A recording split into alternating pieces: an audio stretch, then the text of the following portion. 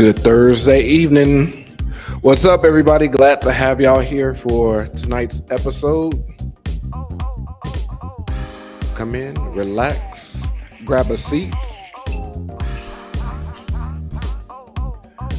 grab a seat, and we will begin shortly.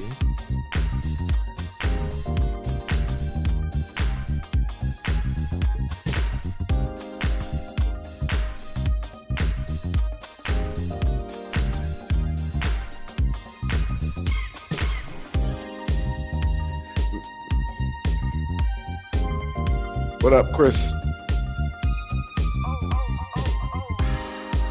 Audio check 2 1 2 1 2 3.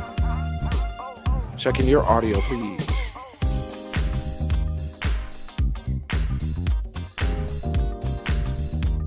Can't hear you. You can't hear me because I'm on mute. All right, got you. Want to check your audio. Thank you. Don't sound check me. I'm a sound check whoever I want to sound check. Everybody out the chat, I'm a sound check y'all too. I'm a chat check y'all. I'm just playing.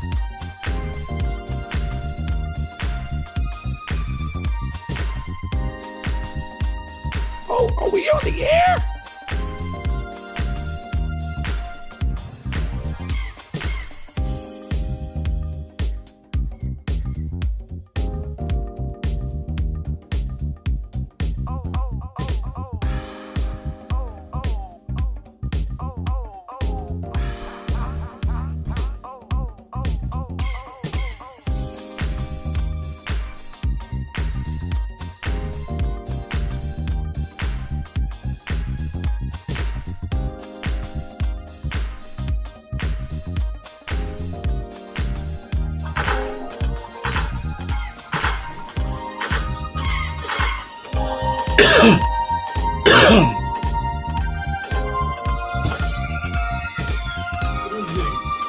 Hey.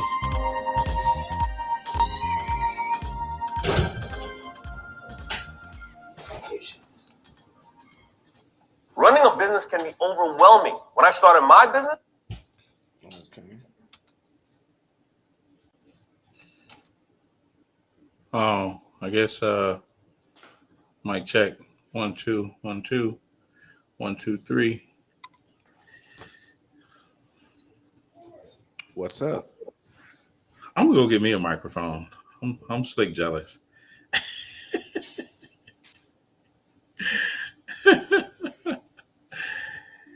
Oh boy. Great investments.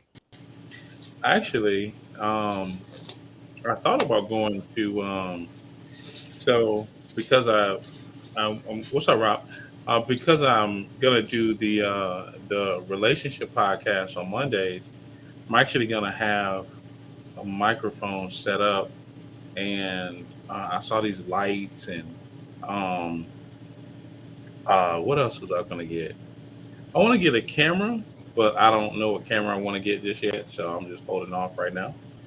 So, There's a lot to choose from. yeah, that part. So I'm just that's why it's messed up. Okay. So I'm just not.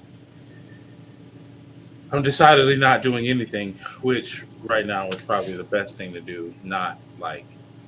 Not just impulsively grab something. So I don't like it. I don't like to be impulsive. You know, there are other. I leave that to other astrological signs. Shots fired. That's what it sounds like. I know we Aries are known for being impulsive. There's another impulsive fella just popped up that way next to me. But yeah, we Aries are very well known for being impulsive. But I got mine under control because I realized that was something that it's a beautiful thing, but it can be something that's rough to deal with. So I decided to get my impulsiveness under control usually. Fair enough. What's up, Wes? He probably gonna come in frozen. Yeah, How he he looked like he come was. in frozen? I don't know. Into the unknown. Into the I unknown. never understand what that is about. Um, Frozen. so yeah, Frozen. he's Elsa right now. Colin, do you know your attachment style? What are the different attachment styles again? Sure. Secure, um, avoidant, anxious, and I just learned there's a fourth one, disorganized. Um, do you have a summary of each one? I'm thinking definitely secure. Sounds like it, but Um, so if I do, but it's probably better.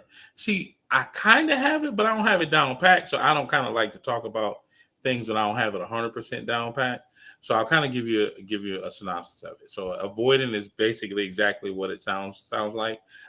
You desire closeness, but one of the things that you do is you try to avoid being close to somebody when you really want to be close to someone.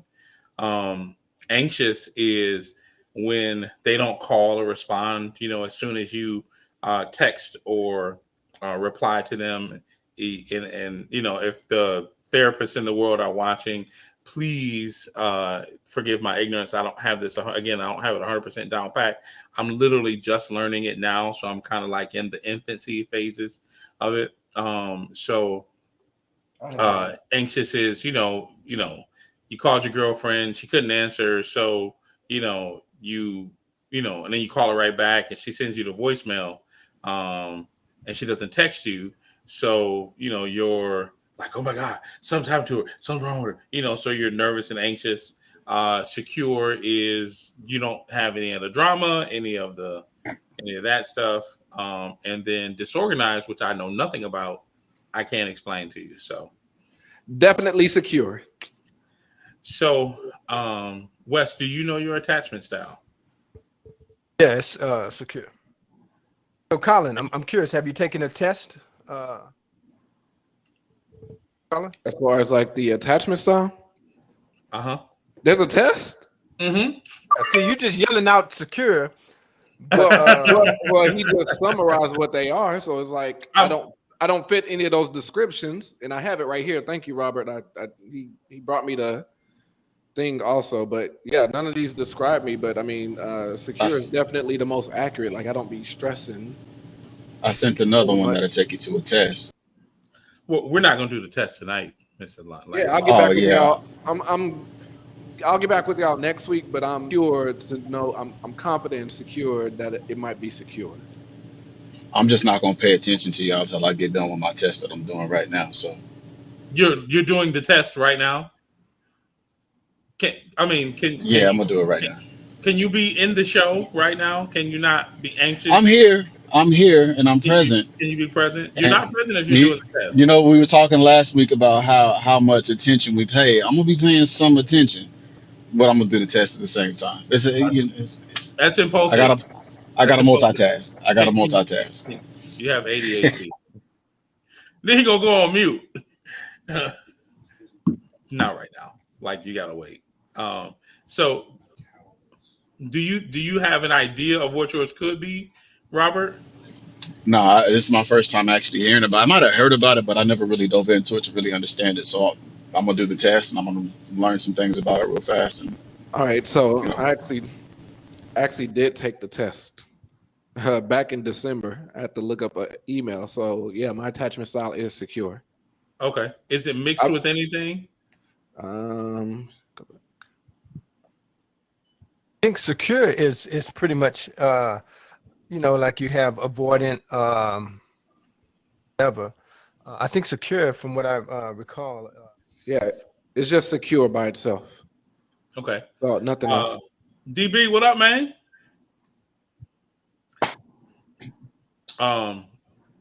Do you know your attachment style, Daryl? Yeah, I got the drunk monkey style. I'm The what? no, I mean, when I was younger, I think it was a mixture of a lot of stuff. But I think as I've gotten older, I'm more secure in relationships now and how I approach them. But I think as a man, I can't speak for all men, but you pass through the stages of certain attachment styles. And I used to be more dismissive than I am secure now. And if I'm not careful, I could find myself falling backwards into that dismissive. Like I just want to be alone. I just want to be free. I just want to be avoidant. Yeah, avoid the dismissive avoidance. But it's more secure now because I've grown. You know, the gray hair have set me free. When that gray start to set in, you'll understand that you're secure. And I would tell you, like my mother told me. My mother said, "I'm 80. I could do whatever I want." So as you get older, you start to you're more secure in what you say, how you connect, how you respond, how you flow in a relationship. You'll become more secure. A man that doesn't become secure is probably a man that's still searching for himself. But that's just me. So I'm in its infancy phases, and Carla, I would welcome you. Again, first of all, welcome to Ask a Black Man Anything. Happy Thursday evening, happy Friday, Junior. We're just kind of diving in real quick, just about attachment styles. Carla, if you are fluent in this, please, by all means, anybody else, if you're in the audience, I'm not able to see what's going on in the chat. So I know that Carla just posted something in the chat. So the attachment theory is by far one of the greatest tools that I've used in the last month for my dating and relationships. I have I have a lot of secure, but some avoidant and some anxious behaviors in me all the time. Some days, where I just really don't want to feel like being bothered anymore. I just, I'm like, okay, I want this closeness, but I also don't want to, wait for it. So, Carl, again, if you are a mental health professional and you are familiar with the attachment theory, like Carla is, or if you want to come and join us for this few segments, by all means, I welcome you to do so. It is something that I'm literally learning about now, and it's just so it's enlightening. And so I just wanted to ask you, fellas, what your style is, because just being quite transparent, it's eye opening for me. And what's helping me is also learning what the people that I'm dating or person that I'm dating or whatever, in whatever dating scenario, even with my children too. I want to start learning theirs as well. But absolutely, I think that it's important for me to know what it's like for a person who is in my dating space, what their attachment style is, because if you know yours and you know theirs, you're able to help them uh diffuse their, what is that term, basically it's their triggers, whatever triggers them to their attachment style. You're able to help diffuse whatever it is that triggers them to that particular bonding trait. So Chris, thank you. Yeah. Before you leave that, you said something that stuck out. That's that I would really love to investigate. Another conversation or something. But Let me pull up closer because I need to see what's going on. No, go ahead, Wes. Jump in there. Have her. Can you hear me? Yeah. Yeah, I was going to say though. You said something that stuck out to me, which is that maybe if you know the other person's attachment style, then maybe triggers. I'm not, again, none of us are experts in this, but I'm leaning more towards the thought that you can't help someone with their attachment style. So my thinking is it is better from my, because I've done a little bit of research. I want to go. And I've paid attention to it. And so I'm thinking my thought process is simply that you really have to connect with someone who has an attachment style that is compatible with yours, or that is the same attachment style, because the two kind of move in a relationship the same way. And maybe, and I'm not sure with the combination of other attachment styles, but I do know from personal experience that if you have a secure attachment style, there's going to be conflict with every other attachment style, because of your secure nature. And it is going to have, in order to change. And I'm just a fan now of compatibility, respecting of another person's journey and where they are, and determining whether or not that actually fits with you, rather than trying to help someone through, for instance, their attachment style. Because the other thing about the attachment style, and I could be wrong, but it's not something that people have to, certainly if they can change their attachment style or get through it, and if people can move attachment style, then that's fine. But chances are our attachment styles are built over the course of our lifetime, of our different experiences and trauma and whatever it might be. And so therefore, it's not something that you change like a habit. It's literally a part of who you are. So that's my thought, but it's something that definitely I'm definitely looking forward to. You know what's ironic about that though, Wes? I kind of agree with you. I look at while a lot of people are so focused on the love languages, which I call a sword, the attachment style is like the shield. It gives you a sense of security and a sense of protection. It's almost like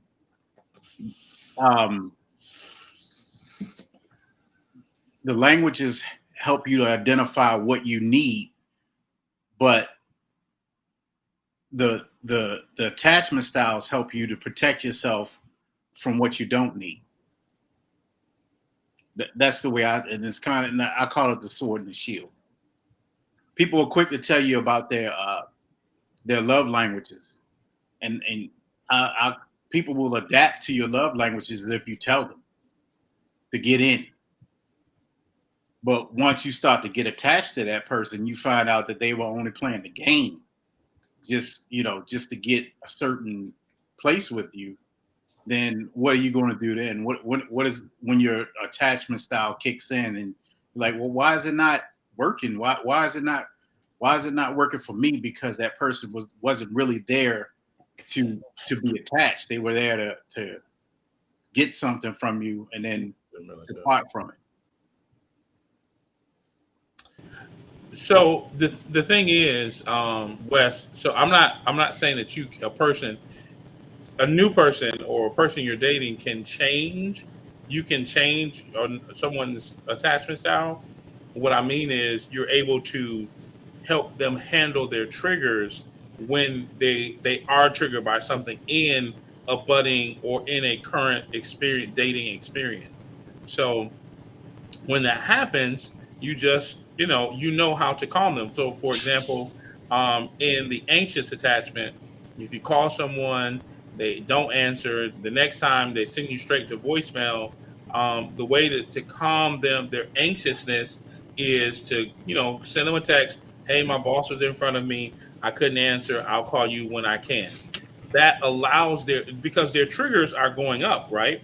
So it allows their triggers to be simmered, so that you know how to handle that particular person, because each person is going to have their attachment style, and 9 times out of 10 everybody's going to say, I want to be with a secure person, right? Everybody wants to be with a secure person and secure with secure. But the reality is, according to the research in the book by Amir Levine, I think that's his name. He says that, oh man, I think it's something like 5 out of every 8 or something 50% or more. I don't remember it off the top of my head, but more than 50% of people are in avoidant attachment style. So you're going to run more into people who are avoidant than you are secure. So there's that just little piece, man. I just wanted to throw that in there. But And I think go ahead, bro. Go ahead. I was gonna say, kind of following up what Chris was saying, and he's right about there's two different avoidant. There's avoidant dismissive and avoidant fearful. I'm just learning all this stuff as well, but when I think about the relationships, it gave me secure, but I know that I have certain things that I'm insecure with. I know I have certain things that trigger me, that trigger certain behaviors from me. I know this about myself, and I work on those things. But I realized that with one of my great friends who we could have a relationship should we have chosen to go down that road. She is an avoidant dismissive person, and I realized that the secureness that I have about me is something that is compatible with her. It would seem as if it wouldn't be compatible because it would seem as if I want someone who's extra secure and so forth and so forth. But my ability to nourish and to kind of help her get through the day-to-day issues and get through different things allows her to build a certain amount of trust with me. I think it's the power in having this knowledge is realizing who it is that you're dealing with, and then accompanying them or working with them accordingly. So I think that's what the Oh, real thing is just being able to work with whoever it is that you're with and realizing what it is that they need versus trying to match your attachment styles. Because if you have two people who are avoidant, then you're never really going to realize a relationship because you guys are both going to be avoiding it. no, I'm not, and I'll end with this. Maybe I'm just an old asshole, probably so. But and I've had relationships in the past. I definitely understand what you're saying. Audio's still tripping. Fine. Yep, you're going in and out. It's like you're talking, then it's just fades, and then you come back, and then it just goes out. Like, my name is Wes, and I like the mud wrestle, and I like that. All right. One sec. How about now? Yeah, we Can you hear can me hear now? you, Wesley. Okay. He was just going in and out on my Am I end. still Right. going? I should be Is fine. Keep talking. Still a slight delay. A delay? Yeah, go Oh, ahead. that's Go ahead and talk. What? so. Wes, talk. So basically, what I was going to say though is that just from my past experiences, I definitely get what you're saying, Chris. But what can happen for a person who's a secure attachment style is over time, it's one thing to help them through from a standpoint of, oh, I called you and saying, oh, well, my boss was in front of me or whatever. I don't know if that was you or Colin that gave that example. But the problem with that is that you set a precedent with that particular person and that particular attachment style, and they get used to the routine of you always calming that fear or settling their insecurity in whatever area. But if you're in a secure attachment style, you can only do that for so long, and you're forcing their attachment style by always providing the thing to calm it, as opposed to allowing them to sit with it and figure it out and perhaps shift it themselves. So one day that person is secure, yes, because you're always checking in or you're always doing whatever it might be. But the person that is truly secure internally will be going mad, will not be happy, will be miserable, because that is not who they are. And then you still have conflict. You just have one person being edified consistently, and you're sitting in misery. So that's been my experience. So yeah, I'm an asshole now. I'm just looking for compatibility, man. I just want someone that's very similar in a lot of things, thought processes. I'm not saying this all the time. I've been talking about this for a couple years. Is that compatibility is not just love language. It's not just how tall a person is and whatever. That's just your preferences. That just means you're in the right dating pool. But attachment styles are key, and so many other things that are really deeper and has to do with how you're going to relate with the person and how you're going to live with the person. Anyway, that's my thoughts. I'm shutting up. Is that Shahid? My brother. Man on a horse. So, Wes, I agree with you that I agree and I disagree. with you that, a person who will continually do the reassuring may be fed up. But the truth of the matter is, if you believe that this is the person that is for you, right? Then you'll begin to do and repeat the behaviors, and it will no longer become a cumbersome task. It'll just become a part of your behavior and your actions that you repeat. Some people, so when you hear therapists say, do the work to get better, doing the work means practicing the habits on a daily basis, hourly, weekly, whatever it is. So like for me, a habit one of my therapist told me was, when my ex-wife, when we first got divorced, when she would say something that was inflammatory, my original response would be to pick up the phone or to start cussing her out, right? So the habit that I needed to the thing that I needed to do differently was to pick up the phone, read the text, and then put the phone down, and then not respond immediately. So I had to create that habit. So over time, I learned how to use a new habit. So I learned how to process. So at first, it took me a couple of days to respond, and then it took me a couple of hours. Now I can read it and respond and not feel inflamed because I've allowed my anxiety, anger, or whatever was raging in me at that moment to be subsided. So when you're practicing the habits, it doesn't feel like work, because it becomes a part of your character. Another thing that kind of adds on to that, because I hear what you're saying, Wes. Like, I kind of have a friend that we've gone through this, but there's times where even the secure person needs that encouragement, or even the secure person needs someone to talk to. And for me, um, that hold on, let me see if I can fix my audio.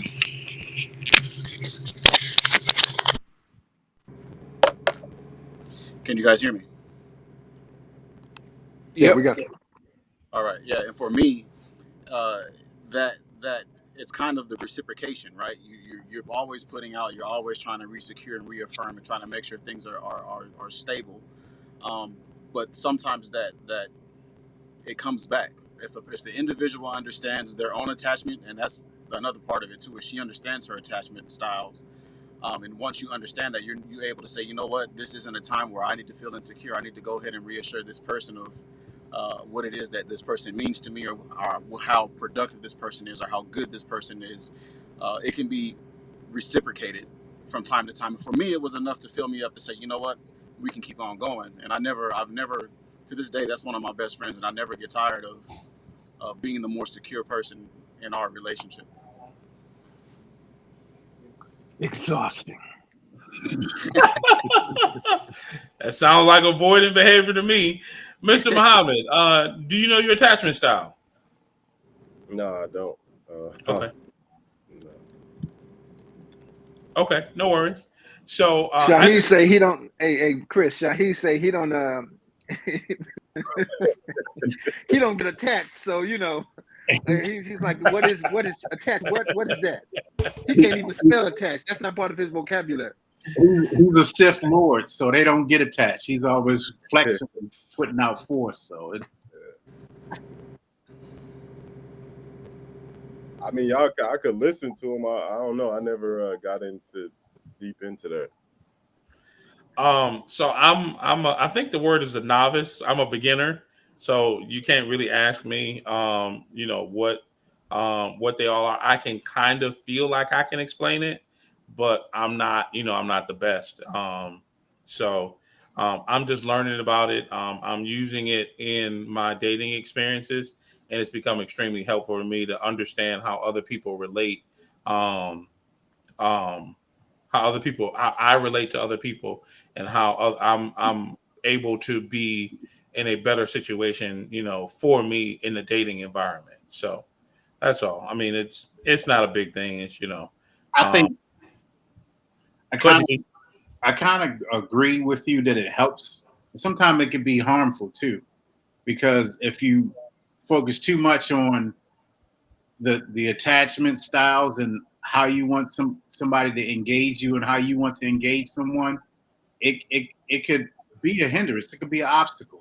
Yeah, absolutely. Yeah, if you focus too much on it. So I think when you're trying to make organic connections and you recognize certain interactions, certain triggers, certain things of that nature, you really want to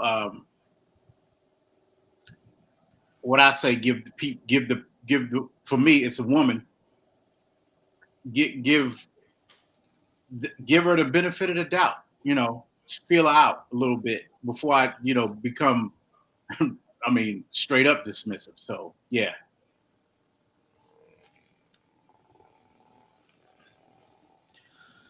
Well, good We ain't stuff. giving no benefits. No, we ain't giving no benefits, DB. I'm I'm sorry, loaded. man. I'm sorry. I come with benefits, bro. That's what it is. I worked hard for them bennies. DB said he about to retire. Hey, if you don't know, you better believe it. So you gotta better come with it I'm ready to live off the landscape, bro. for sure. Well, anyways, welcome to Ask a Black Man Anything, Thursday night edition. We are live in color. We appreciate you all so much for being with us here and indulging us for just a few short moments. At the beginning of our show, we want to introduce you to some great conversation that we literally have every week. If you're here for the very first time, we want to welcome you to Ask a Black Man Anything. If you're returning, we thank you for coming back and being one of our loyal listeners. So we thank you so much for the support. As always, you can always join our show by the link in the chat, the call.aabma.live. But most importantly, I don't even know if he's watching out there. He may be watching on YouTube land. I want to say happy birthday to one of our producers, Mr. Shannon Rawls. Happy birthday, sir. Happy 50th birthday. You hit half a century. So man, that is something to be celebrated. The The big rest of 50. the rest of us young bucks will continue to live on and do this show up in your name. And so to those that are in the 50 and up crew, DB and Mr. West. It's the final frontier. Yes. The The final 50-50 club. Yeah. Is there To boldly go where some men go. Right, right.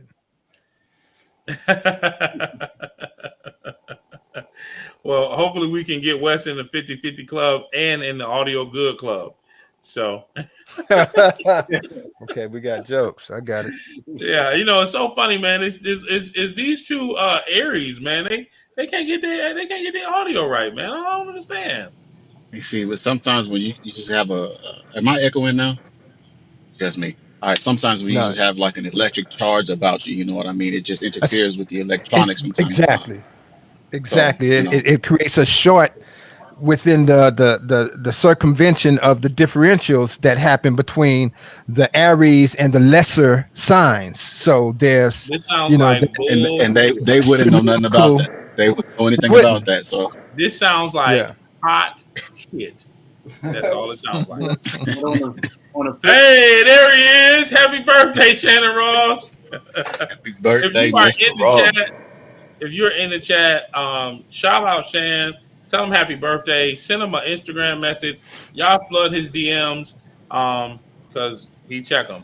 Pull up on him. Pull up in his DM. Especially if you what is his age range? 22? 24? Right, right, right. He say he 50 divided by 2.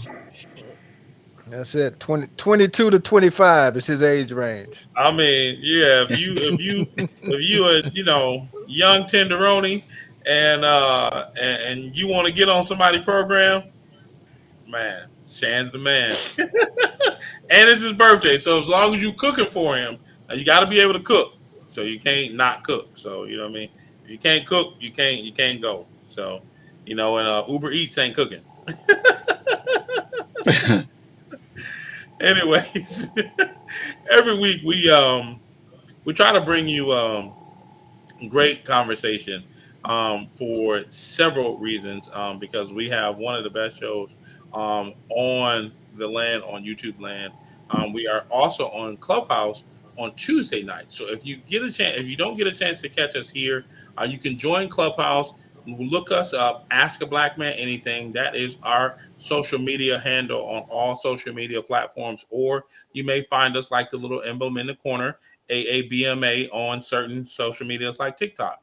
So if you're looking for us, by all means, hey, check us out there on those social media platforms.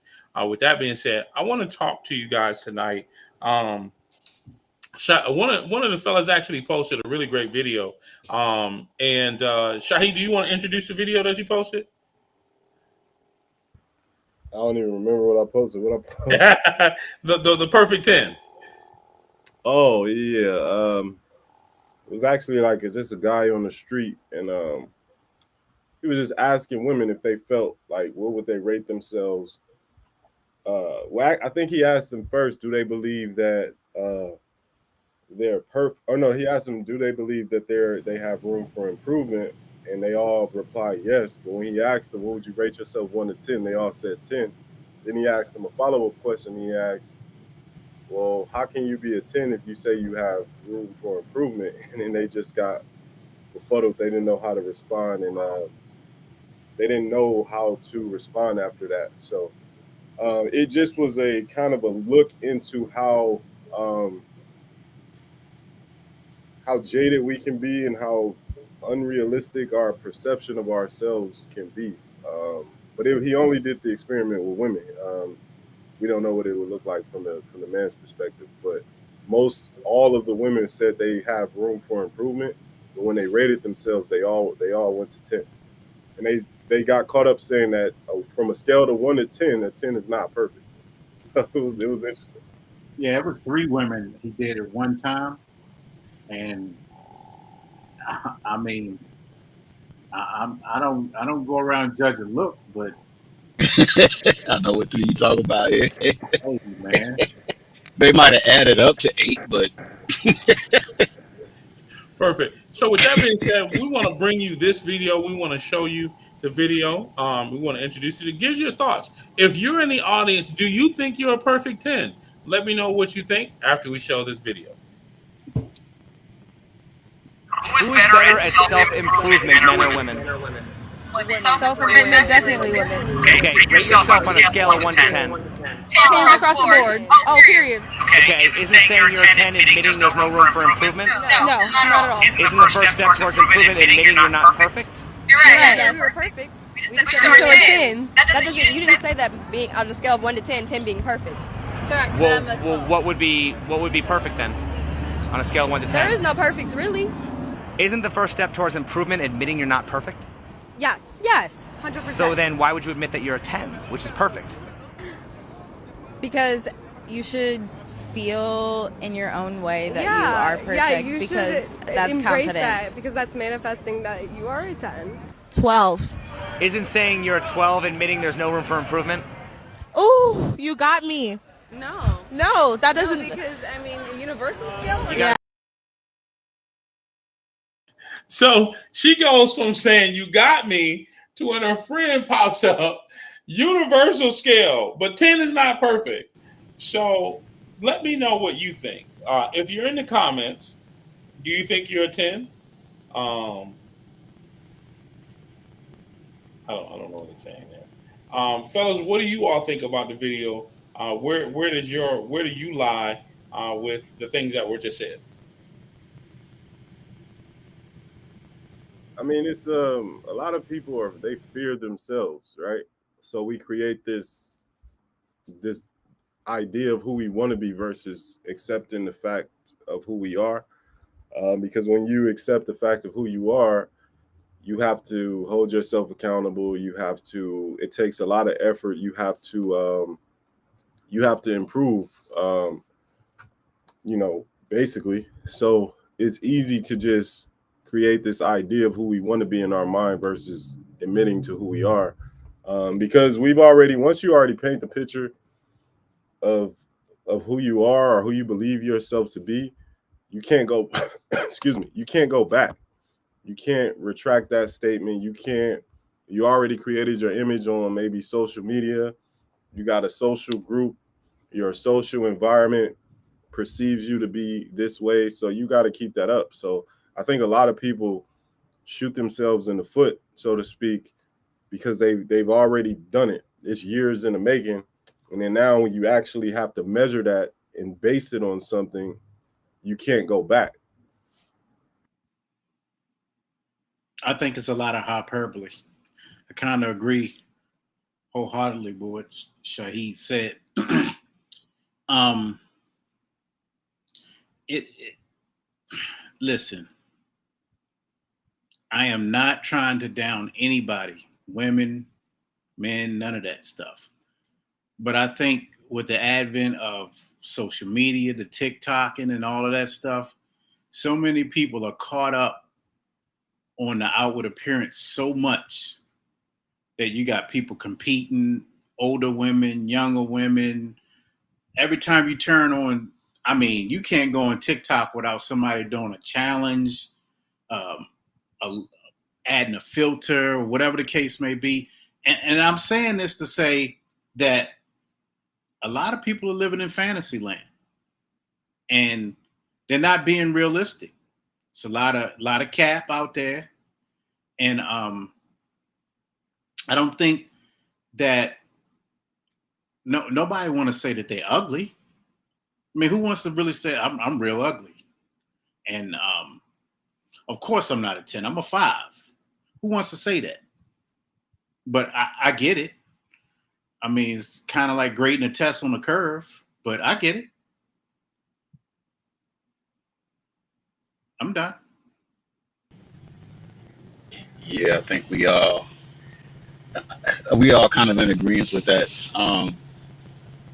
To immediately contradict what you believe about whether men are better at assessing ourselves or women are better at assessing themselves, and then say, you know what, we're all tens, knowing that we all have flaws. You didn't even, give yourself a nice 9 or a nice 8. You know what I mean? You're just a straight 10. There's nothing wrong with you. You don't have any sort of mental stability or money flow issues. You don't snap at people. You're just perfect, right? So all these ladies are Jesus' sisters, and they're all just as perfect as him, right?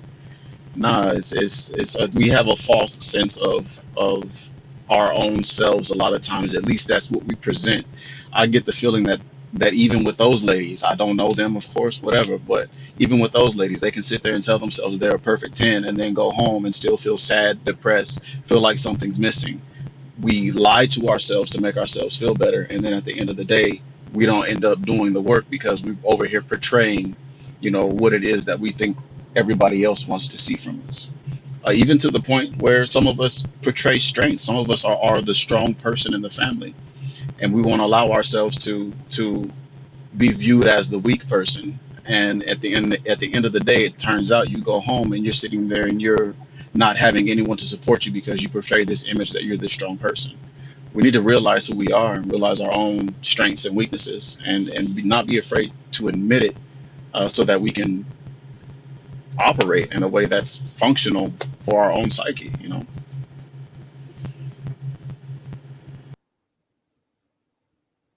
So why is it that you think that we lie to ourselves? What is it? What is it about where we've been, what we're doing, or this particular space that we have to lie to ourselves? What is that about? Truth hurts. Right. Where you been? Was that Usher song? Truth hurts. Oh, go ahead, Colin. No, the truth hurts, and it's hard for people to take accountability because it's a painful pill to swallow. So, because it forces you to have to improve on yourself. Because life is already tough as it is.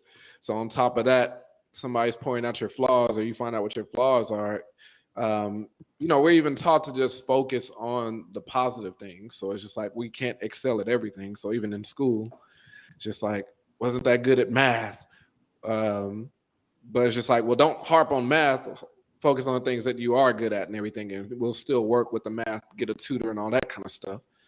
So it's just like, it even goes back to, there's things we was taught as children. So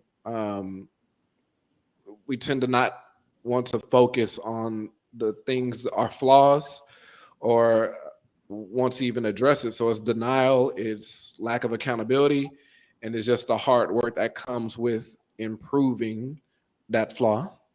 So that's what I would say. Yeah, I think also that we've been lied to so much growing up, even into our adulthood. You know, we've been told that we're just so smart, we're so handsome, so so this, so that. You're such a great person. You're such a great father. You're such a great mother, et cetera, et cetera, et cetera. And we fear, like we've now become a society and a community to where we fear the ability to correct someone that we say we love. You might know that this person is not doing well by their child, but we've come to a point where we're going to let someone else parent their child however they want to parent because that's not my kid. And it's been so much of that, and it's just piled up to where you got so many people lying to you. It's easy to lie to yourself. If you've been lied to so much, why wouldn't you look in the mirror and lie to yourself? Like, you know what I mean? It's easier to say, this is my child, mind your business, whatever, versus hearing somebody try to help you improve and do something better as a parent, as a person, as a spouse, as anything. So it's easy to lie to yourself when you've been lied to so much. You know, that's pretty good. Matter of fact, one of my mantras, I think I said this a year ago, we all eat lies when we're hungry. And what it actually equates to is that a lot of people don't want to take the time and do the work. They want a quick fix. That's why you got people going over to foreign countries getting cut on and sliced and diced up when they can just go out and do it. It doesn't even have to be road work. They can just walk. Just put in, some easy Pilates or something like that. They don't want to do the work. They don't want to do push-ups, don't want to do sit-ups. We want a quick fix. If a pill can cure everything, we would take the pill. We ain't getting out there doing no road work, no hopping, no skipping, no jumping. So if I could go over and get a surgeon to pull 18 to 20 pounds out of my gut, I'm on the plane. I'm gone. Cut it out. No, seriously. They will go get it cut out rather than put the work in. And I think that the quick fix is what we're suffering from. And if we can't get it done overnight, if we can't pay for it, we can't buy it, then the struggle is real. And I tossed the mic. Just the cord. You can give me the phone. Plug it in. Plug it.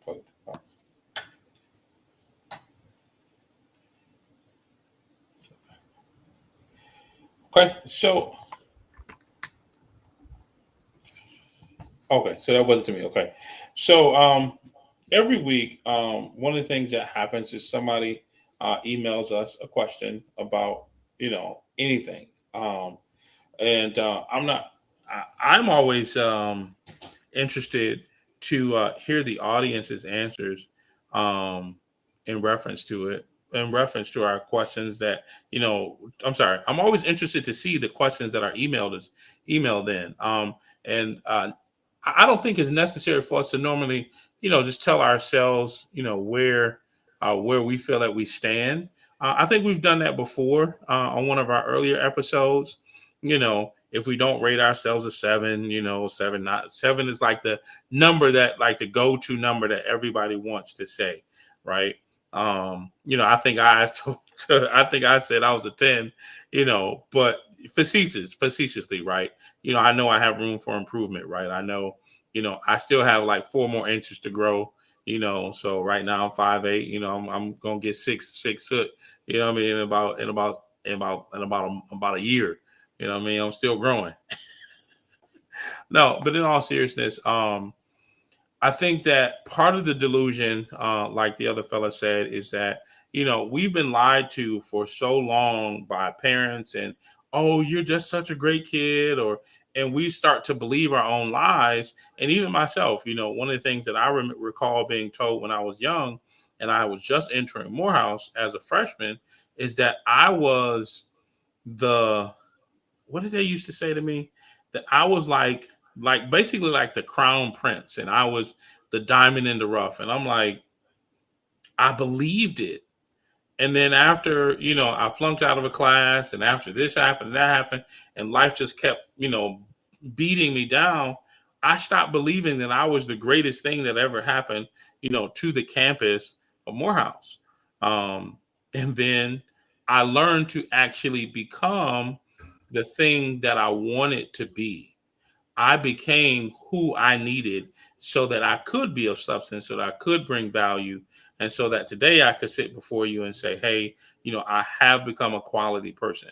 I've practiced certain things, practiced certain behaviors, and now they're a part of my character.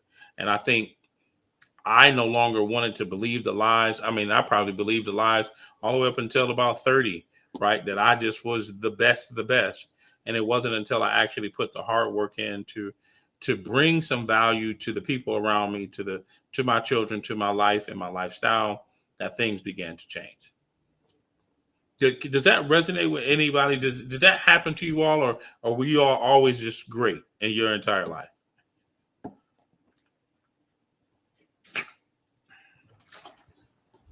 I'm not gonna lie, I was great for a minute, but then I got humbled, and then like later in life, you start to like, you don't rise to the top as quickly as you used to, and you ain't the fastest, you're not the strongest, you're not the smartest, and then it'll humble you real quick. So I was blessed enough to be humbled. So, but I was great for a minute, and then it's worse when you actually meet the expectations, and you know what I mean, and then that one day you don't meet.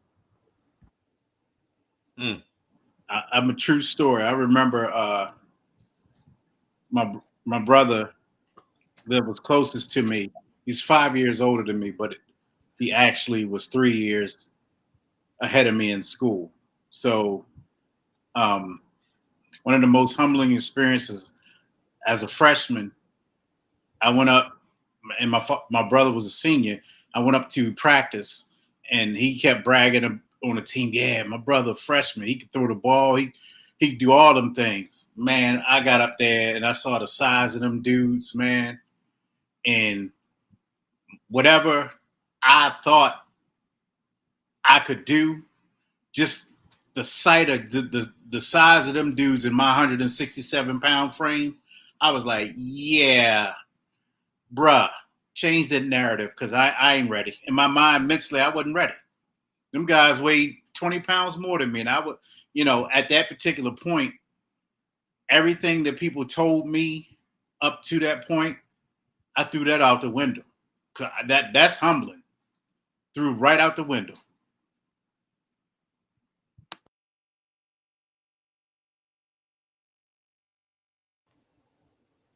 So Wes, were you always great?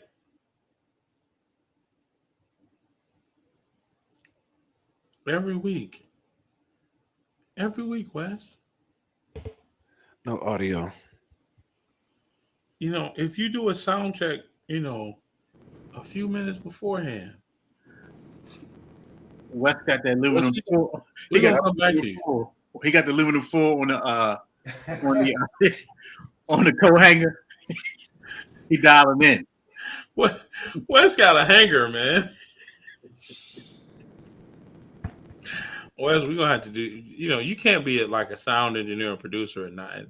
You gotta help me, Wes. I mean, we giving you big shout outs over there. Artistic IQ on all social media platforms. Anyways, yeah, that Morehouse Chris was something else.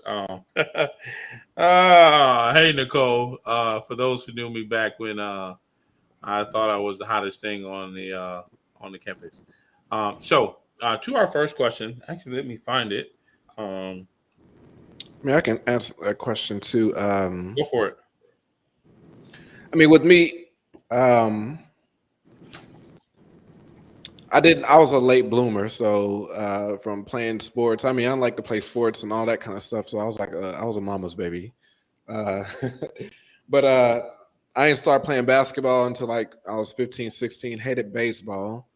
My dad tried to get me so hard to play baseball, but I literally hated that sport. But had a knack for basketball. Was really decent in basketball too. So wasn't the most popular in school. I was known as the class clown, of course.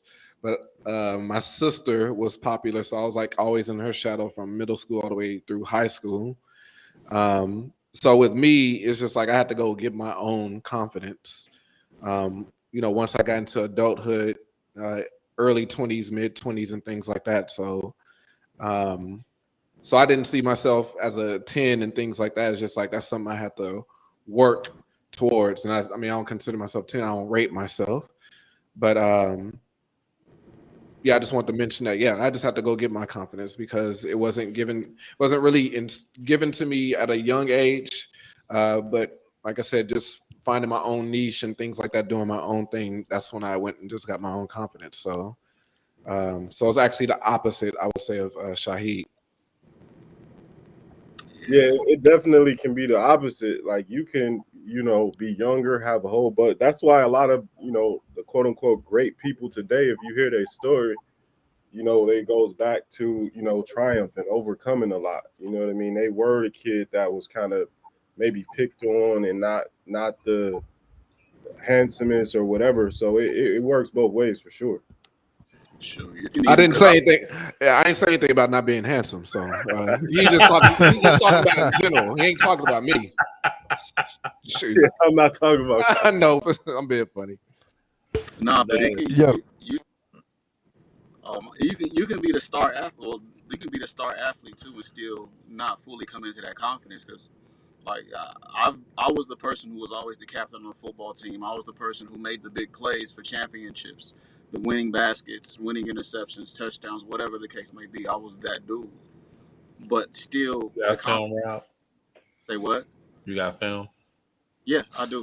I need to see the film. If you don't got film, we don't want to hear about it. I need to see the film.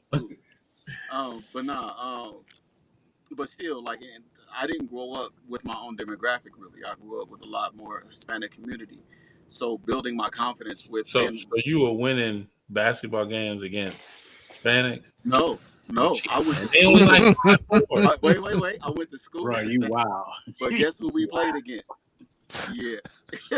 I remember the first time that's a whole nother. I remember the first time I got left behind by somebody much faster than me. That shit blew my mind. But nah, the confidence doesn't always come with athletics. You can be a strong athletic individual, and be a standout in what you do, and still not have that self-confidence with yourself. I didn't realize, like, people always told me that I was a handsome dude, or I was attractive, or just my mentality or whatever. But even still, it never really hit me until I was about 22 and 23, and then it hit me hard, and I was kind of feeling myself a little bit. But that settling down, once you hit that period where you settle down and you really start evaluating yourself, you can say, you know what, I may have a look that people like, I may have a height or a size, or I have an income that people like, but there's still other things about me that I have to adjust and learn from. And that humbleness makes you a much better person at the end of the day. I still say, shit, if I was a homeless dude, I'd be the most handsome homeless dude out there. But, I'm gonna end it there because that's just. You know what's we crazy? can hear you. We can hear you, Wes. You know what's crazy about that though is that you ever sit around with a bunch of cats that used to ball or used to have it, and they still talking about the glory days. Ain't never made it past high school. Might have played a little bit of college, D3 or something like that, and they was like, back in the day, I was this. That's kind of like tennis mentality. Like, you 45 now, bro. You gotta let it go. You gotta let it go at some point. Hey man, I used to jump out the gym, man, and that's still my goal is still to jump out the gym. Literally. Well, Darryl, there's actually two sides of that. That's what you're talking about, and then there's also just that's that's a lot of athletes' identity. That's all they've been taught ever since they was in elementary. It's like they've just been drilled to be the best, be the best, be the best. So we already know how small that pool is when you go professional, whether it's NFL, MLB, NBA, something like that. Because I've been privileged to cover a lot of these events. A lot of these companies hire my company to come and film like these events, like the Black Student Athlete Summit and all these conferences that deal with student athletes. So it's like I get to hear one-on-one the problems and issues that they deal with. And a lot of these athletes that commit suicide is because after they leave college or they don't get in the pros and things like that, and it's like they got to find a regular job. It's just like they have no identity. They really don't know who they are outside of that. So so it's what Daryl is talking about, but it's also just that's their identity. So it's like anything outside of sports, if they haven't really focused on their major or their concentration in school, then it's just like they feel like they don't have anything else to fall back on. Yeah, I wonder. Oh, go ahead, DB. No, just really quick. That's because every level that you ascend to, the talent pool it equals out. It continues to equal out. The same way, like you hear these rappers talking about, you can find a dime anywhere. It's a lot of beautiful women out there. In the Black community, is 12. The Black women outnumber the men 12-1. So, more than likely, you're gonna have about 4 or 5 women that's in that upper echelon that's competing with each other. So I get it. Somebody got to say they intend to separate themselves from somebody. Yeah, I was gonna say though, I'm just trying to imagine the world without the pretty little lies that we've been told since forever. I mean, just imagine. So I'm to some extent, I think it's necessary. I think it's part of the human experience, because if you got rid of that, if you got rid of all the little lies we've been told, all the words of encouragement is what they ultimately ended up being. I mean, where would we?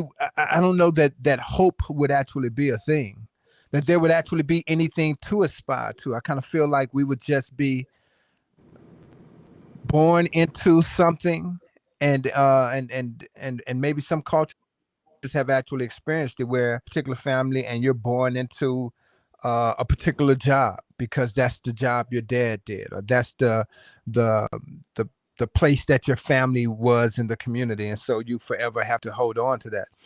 And I don't know, I'm just trying to imagine a world where we're not being lied to, we're not being told at young ages that we're better than we are.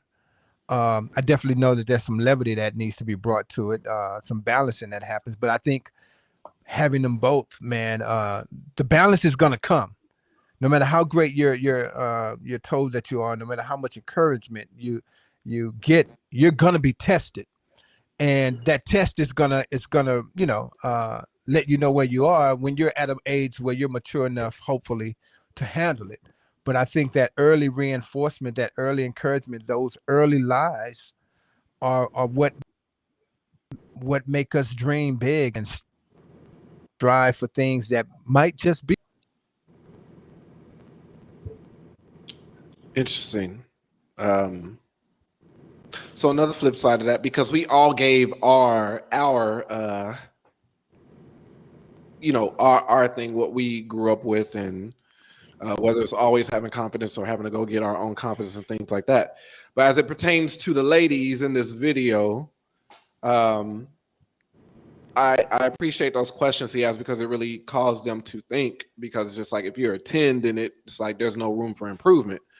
Once you stop improving, I mean, you're pretty much stagnant, because human beings, we're always improving. We always should be ascending from the age 1 to 99, and until we pass away. Nobody has it all figured out. Nobody has all the knowledge in the world. We're always evolving, always improving.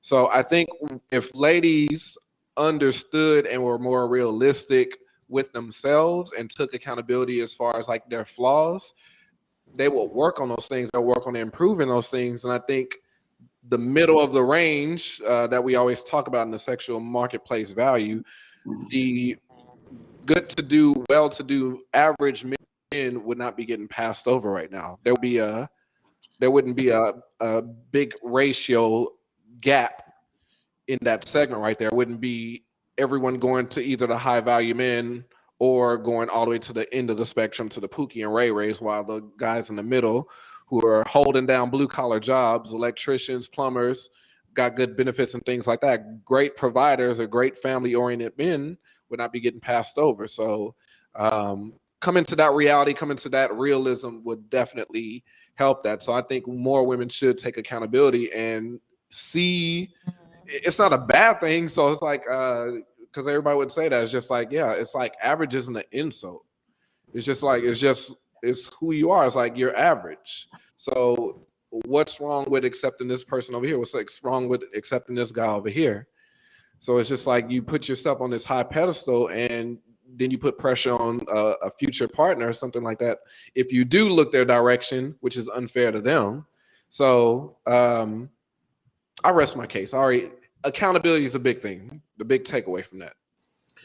So I want to bring this thought to Wes and Robert. You guys weren't able to join the conversation on Tuesday. So I want to ask you this question, since we're along the lines of good-looking women, yada, yada, yada.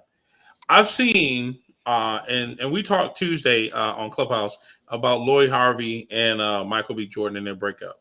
I've seen a lot of women on social media say things like, I was trying to be Claire Huxtable at 25. I should have been doing Lloyd Harvey.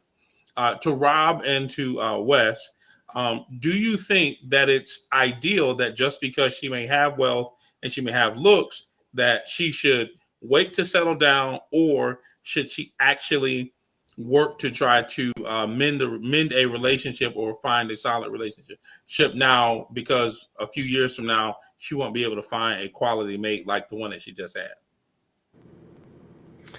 First of all, we don't know. Let's presume that he was quality. Yes, we do.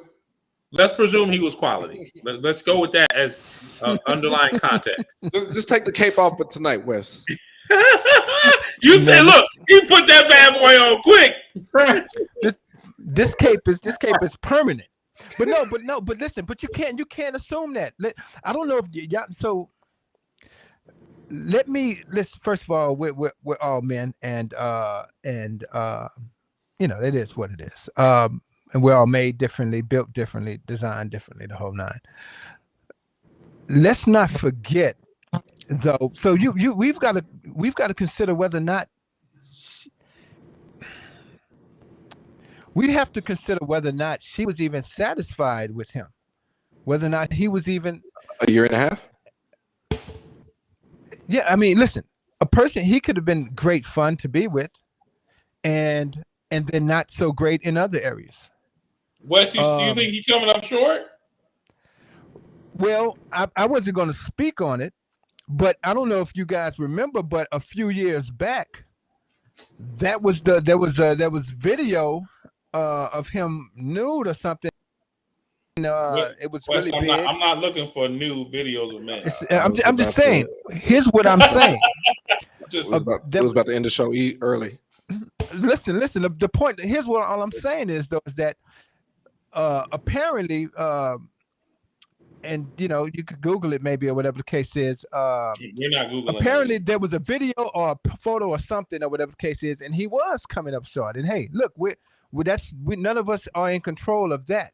But all I'm saying is, with that is, we make this assumption that every guy in these conversations, that every guy is one complete and whole within himself and good.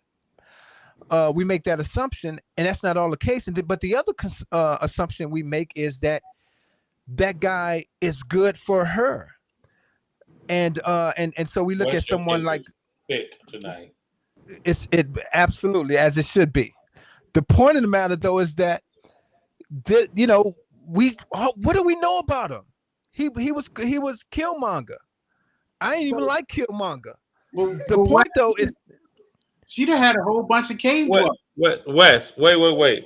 Do Wes, I you forget that guarantee he you- was also the guy in Fruitvale Station? He was also the guy in Creed. Like, Okay, let's right. not. So no. Wait. I think he's a dope actor. That's which is my point. My point is, Wes, here's the question though: do you think that she should settle down now, or should she wait 4 or 5 years? Because some women are saying that she's right to be single. Well, let me put it in this context. Do you think that a woman should settle down in her late 20s, early 30s, or if she has found a gentleman that is a good gentleman for her, that she should have hot girl summer for the next 5 years? And before let me you tell you answer what I that, know Wes, about a woman. before you answer that, Wes, Lori Harvey is not watching this podcast. She's never going to see this podcast. Go. Listen. So you don't This got a is cake. what so look, here's the deal. She should, first of all, let me tell you this about a woman. When a woman finds, we always talk about man findeth the wife, he finds a good thing. But when a woman finds a man that is for her, at least, from her perspective, that fits everything that she needs, she's not throwing them away. She's not still trying to have hot girl summer. If a woman is still trying to have hot girl summer, you ain't it, bro. That's just what it is. You're not it for her. And I've been there. I've not been it for women. I've been great in a whole lot of areas, but then maybe in a particular area, I wasn't. So I'm included in that number. And so that's the thing. I too often we forget that these women they're making choices as well. See, that's the biggest lie, is that men are the choosers.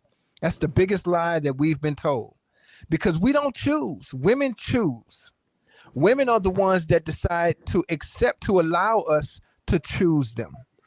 And so I don't know, man. Anytime these situations, Wes, I don't think nobody really goes around saying men are the choosers. We say men are responsible if we get married or not. We don't go around saying that men are the choosers. We're the pickers. Right. But see, and that's the thing, and that's it. Pickers, choosers, Wes, whatever. are you ice skating or roller skating tonight? Hey man, I'm water skiing tonight. I'm mud skiing tonight. So let's go to your Aries brother, who's also, I think we call him Obi-Wan Kenobi, whatever his name is, Robert. If a woman has been with a guy for 25, and she is in a good relationship, for what is in a good relationship, should she break up with that guy and wait another 5 years to start a family, or should she try to start a family now? I want to go back to Wes after he answers this. I know, but Wes is jet skiing past the answer, so we're gonna go to Robert, and if neither one of these guys answer, we're gonna go to the other questions. I want to hear their feedback. So when it comes to Lori, it's a different category. We're not talking about her no more. We're talking about just the woman. We're talking about a woman that's 25. A woman 25. Should she settle down at 25, or should she wait another 4 or 5 years, 15 years before she decides to settle down and get married? I know we asked this question like 3 episodes ago, and Chris gave terrible advice. Go ahead, Robert. I said in between 25 and 27. No, man, you gotta follow your heart. But I'm gonna just go ahead, Rob. Get that thing off your chest, dog. Yeah. Get it off.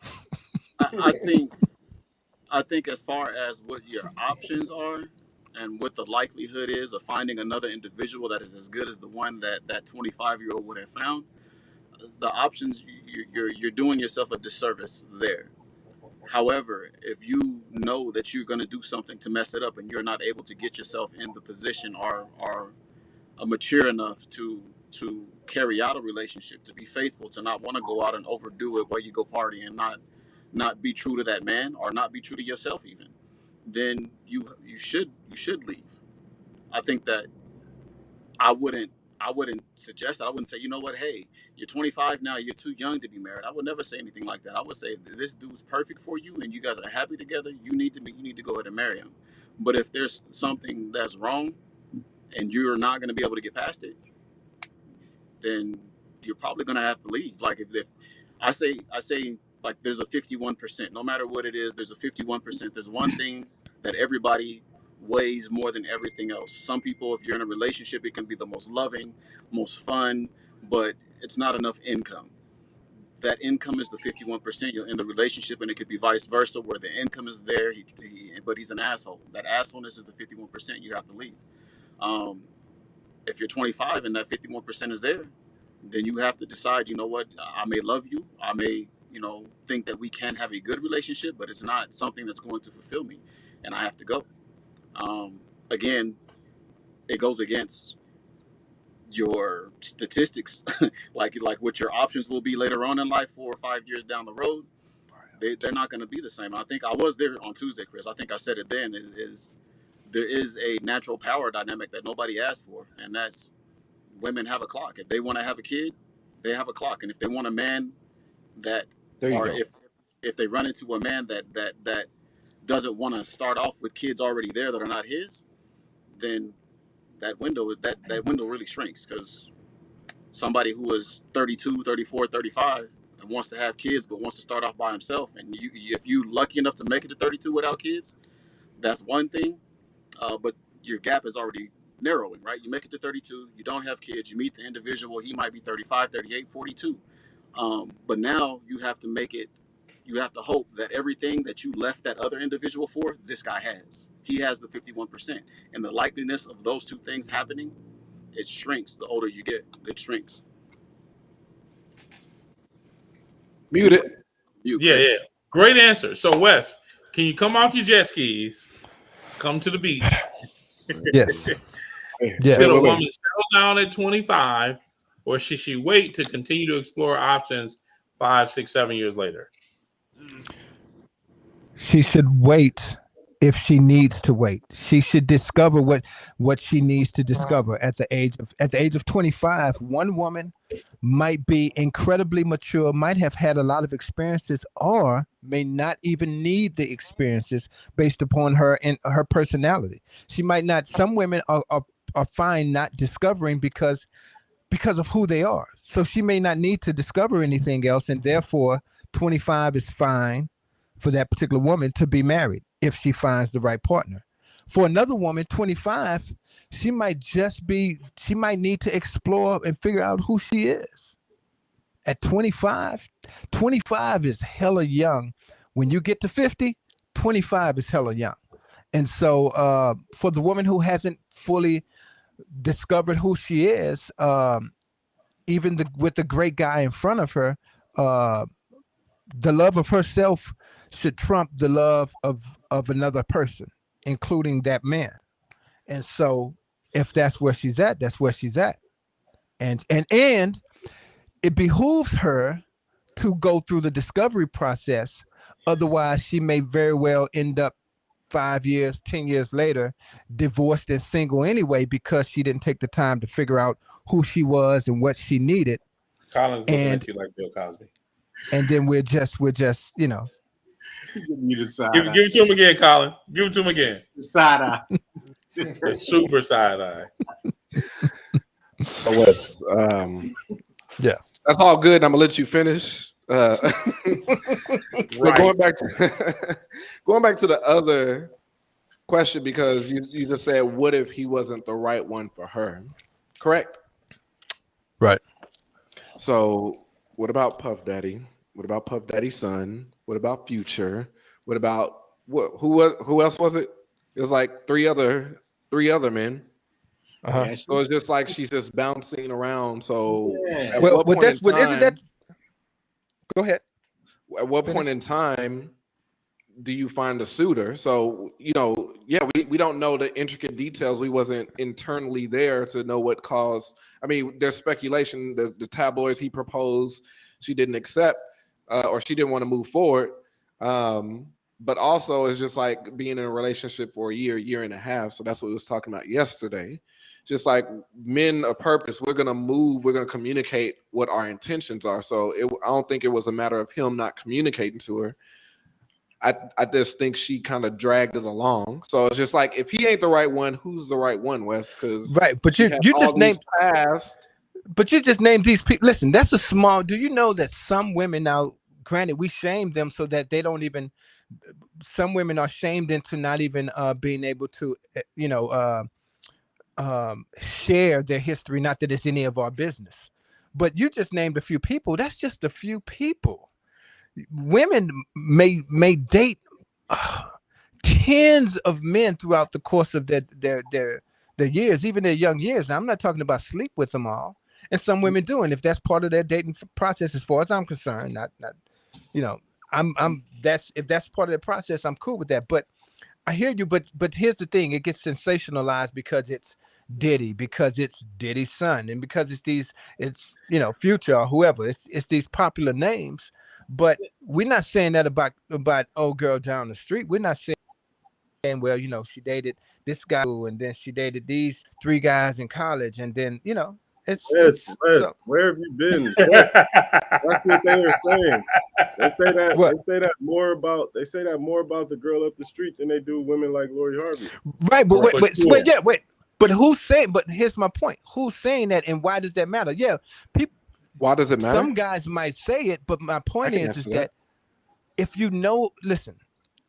See, this is what it is. This is the shame that we give women about that's what's missing in society today is shame. But when we're the ones are so out of order right now is because everybody is shameless. There's no more shame in the world. There's no more shame. There's no more fathers in the home to. But hey, you ain't wearing that crap outside. Or who is this? Right, but listen. But even when fathers were saying you're not wearing that outside, those women still had their relationships, made their mistakes,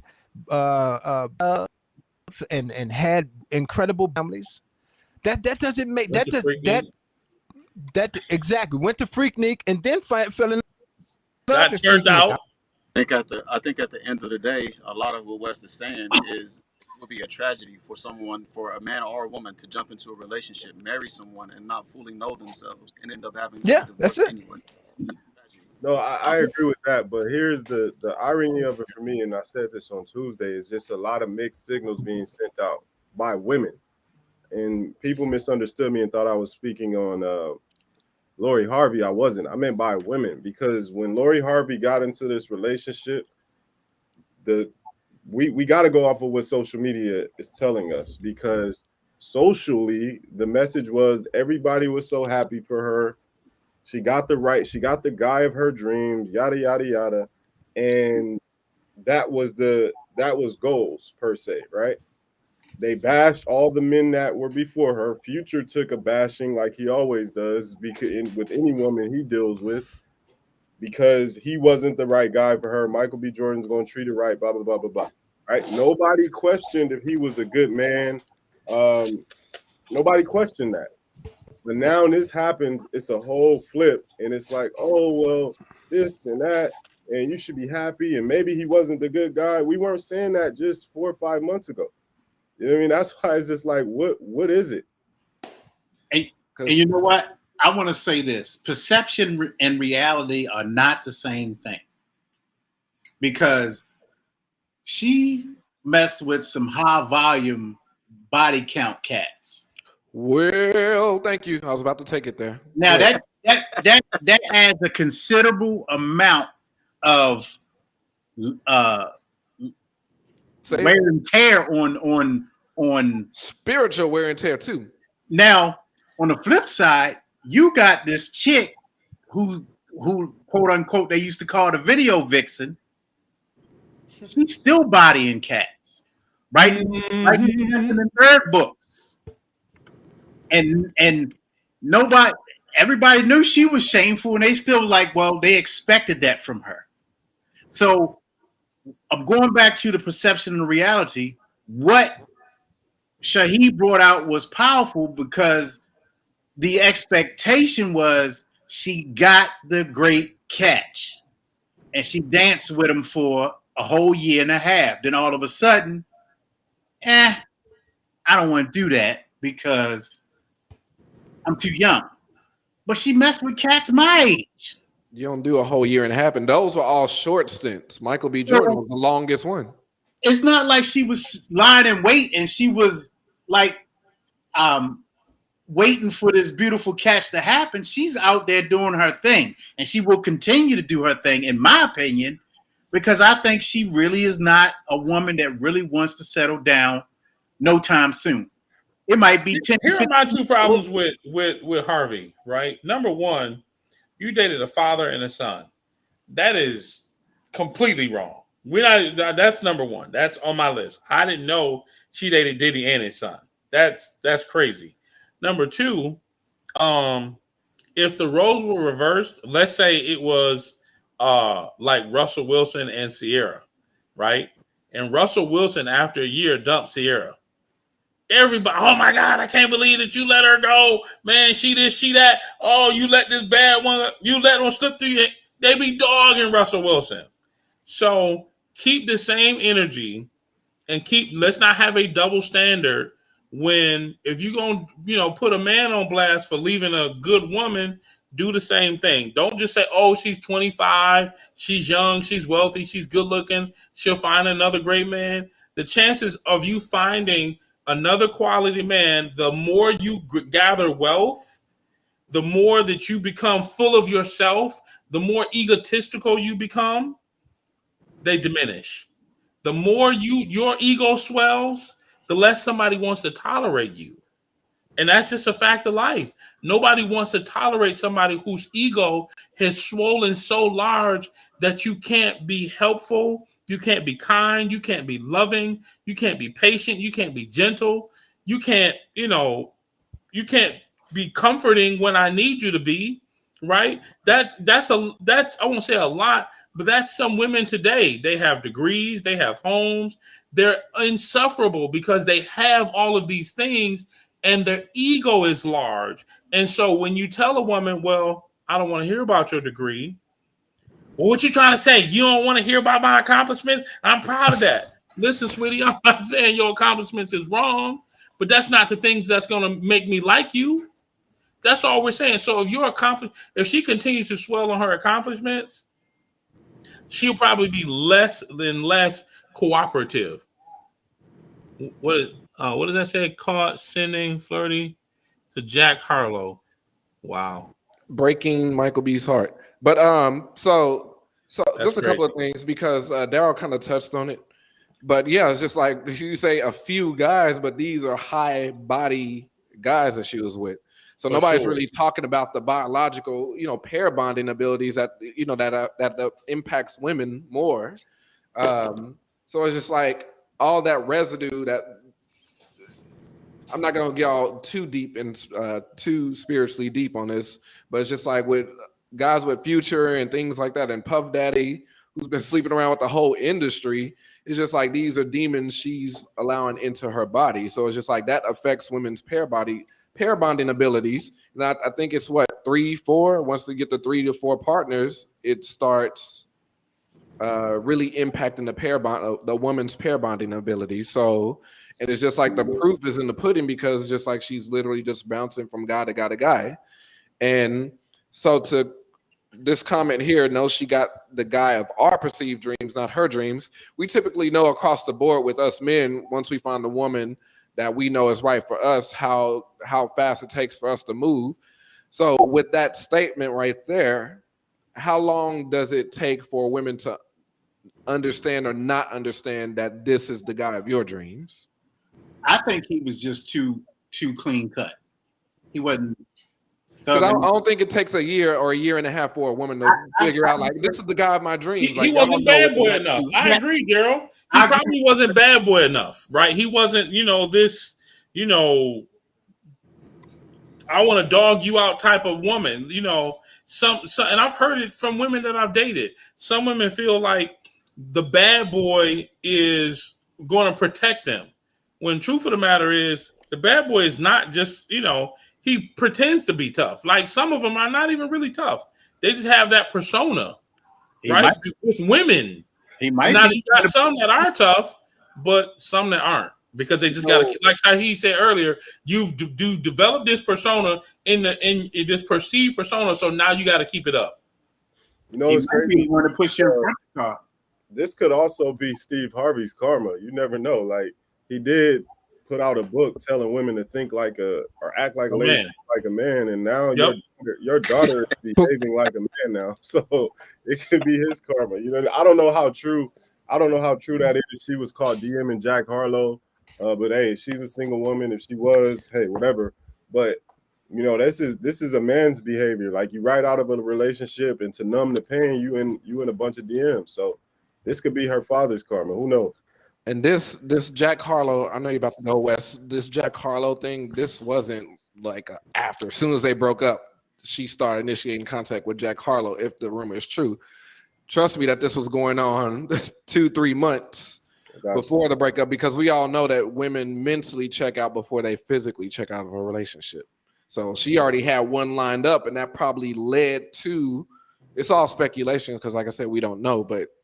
This wasn't okay, we're broken up now, let me initiate it. She ain't gonna find something like that just next day.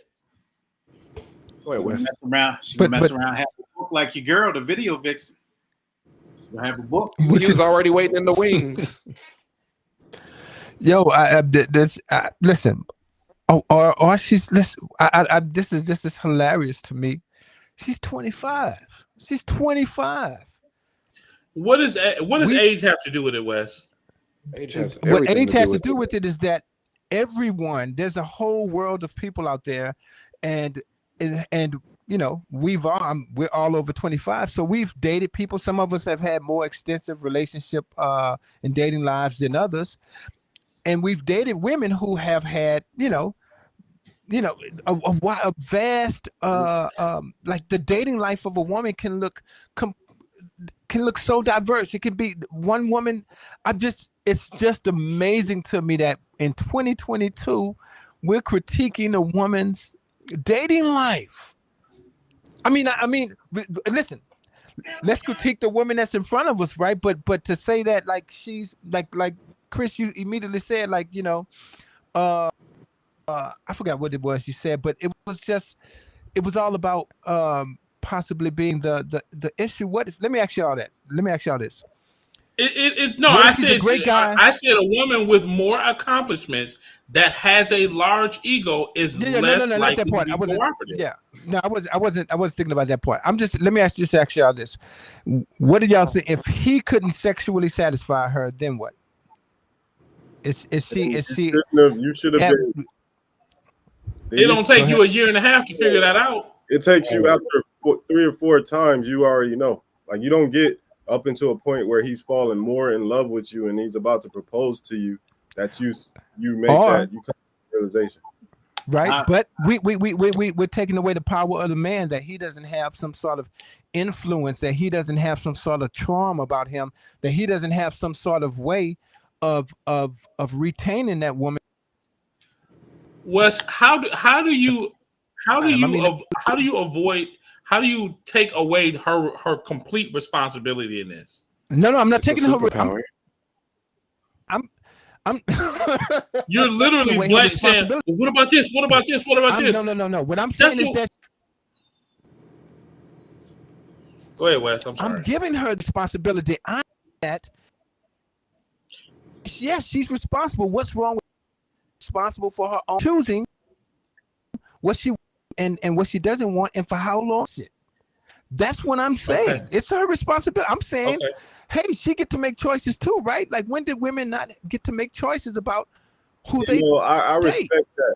I respect that, and I agree with that, because I respect the fact that she didn't make it worse by agreeing to marrying him and making this a lot uglier than it could have been. However, I think she's gonna have some real rough consequences down the line.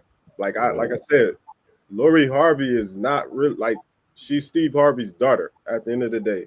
She's not like a real celebrity. She's Steve Harvey's daughter in like the new upcoming like Black Kim Kardashian. Like, that she's known for dating a bunch of popular people, and who her father is, where he has his own. He got where he is based on his own merit.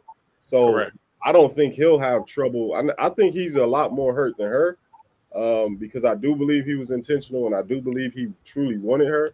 But I think he'll have a softer landing in the long run versus her. Yep, I agree with that. Like, I think his next woman will probably she'll be bad, right? But she'll be able to really coast in a great relationship with him versus what she'll end up doing, because you're literally just limiting your choices once you've went from what perceivably was a decent person, right? And to your point, Wes, it doesn't take a year and a half to decide if I'm good in bed or not. Like, it don't take that long. Forget about the bad part. It don't take a year and a half for you to decide if I'm a good human.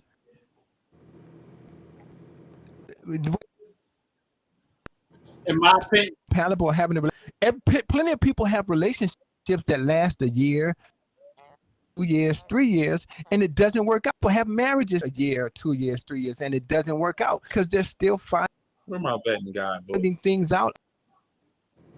Otherwise, in my opinion, there wouldn't be the divorce rate we have. Go ahead. Wes, I really do believe I'm saying that divorce rate we have is because younger people right now, they're not really good.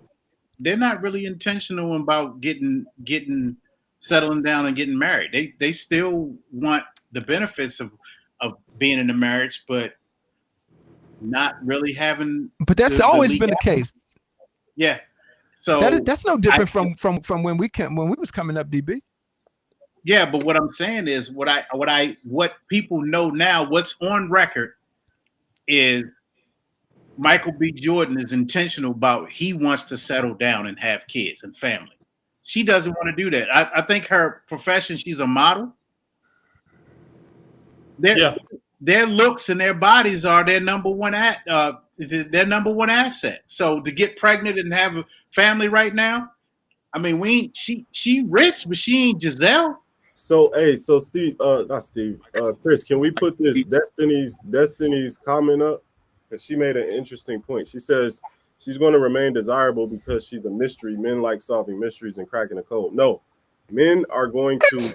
We're simple. What? Men are going to love this because we already know what you don't want. So now she put it out there. She put the bait out there. Hey, I don't want to settle down. I just want to have fun and have companionship. So yeah, she's going to be extremely desirable for the men that aren't intentional. For the men that don't really want anything to do with her in the long run. Now I know that I can go at her because everybody didn't had her. So she's not very hard to get. She's not a mystery. Yeah, we didn't see the range of men that have had her. So she's not hard to get if you're in that industry. Don't really understand men, do you? Right. So now it's like perfect. I got a woman that is beautiful. I'm pretty sure the sex is great or whatever. I don't know, but I don't have to do anything. I don't have to marry her. I don't have to settle down with her. I can have one of the baddest chicks on the market right now for next to nothing. Like, that's crazy. And the notion that that men like mystery is true. We do want you all to leave something for us to to kind of to draw us to you in the bedroom. But what did you leave out there? Like, you had a very public relationship, right? You had a very public breakup, right? And now the other people that you've dated that came before you, we know those people too. So, like Shahid said, you're not really. There's not a big mystery. We know what you want, and so when we know what you want, like, it's just like the woman that has the group chat. That where, oh man, girl, he ain't shit, but he can he can put it down in the bed. So now what I mean, if she not messing with him no more, you might go behind her back and go get him. You feel me? Like, come on. To Carla's comment though, like, yes, we know men don't go off of the imagery of what we see on TV. Men are the ones that are saying when women are posting like, oh, this is goals and this and this and that. We are the ones that are saying, like, you don't know what's going on in that house. He could be beating her head in for all we know. Y'all the ones that get goofy, flowery eyes over that. But in the same breath, we'll say somebody, you won't give the same energy to, say, somebody like a Future. We don't give him the benefit of doubt. Like, maybe he's a good dude and just the image of him is just the bad guy. Like men are realists. We go based off reality, not pictures and what we see on the TV screen. That's more so women.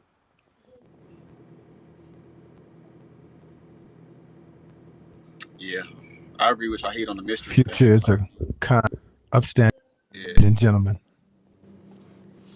I agree with Shahid on the mystery thing.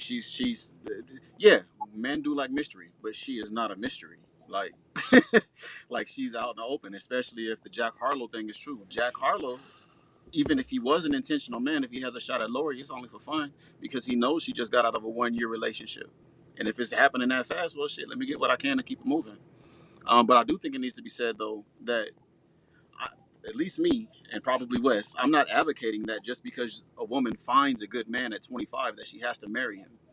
There still has to be a lot of things that need to be right within the relationship in order for them to get married. Don't just say, you know what, I'm 25, this guy fits most of my boxes, I'm gonna go ahead and lock it in with him because this is what I'm supposed to do. I think that's how a lot of situations end in divorce. I think it's a little bit more nuanced than that, and you have to premarital counseling, whatever the case may be, do whatever you can to understand what you're getting yourself into.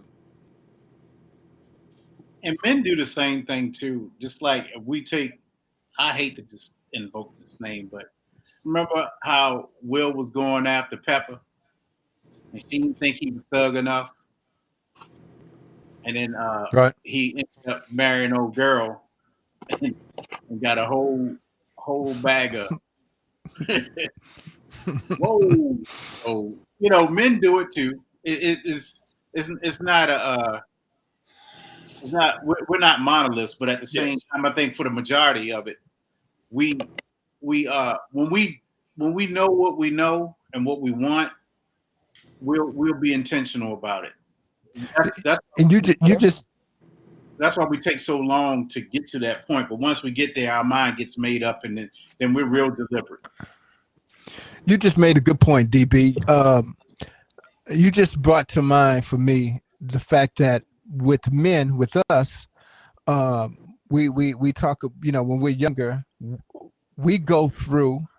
Many of us, not all of us, but we go through a lot of potentially great women, and we're just but it's excused as, oh, he's just sowing his oats, and he's just going through his phase or whatever the case is, or he needs to experience X, Y, and Z so that he knows. Like we give all of that grace to us as men, and we don't for women.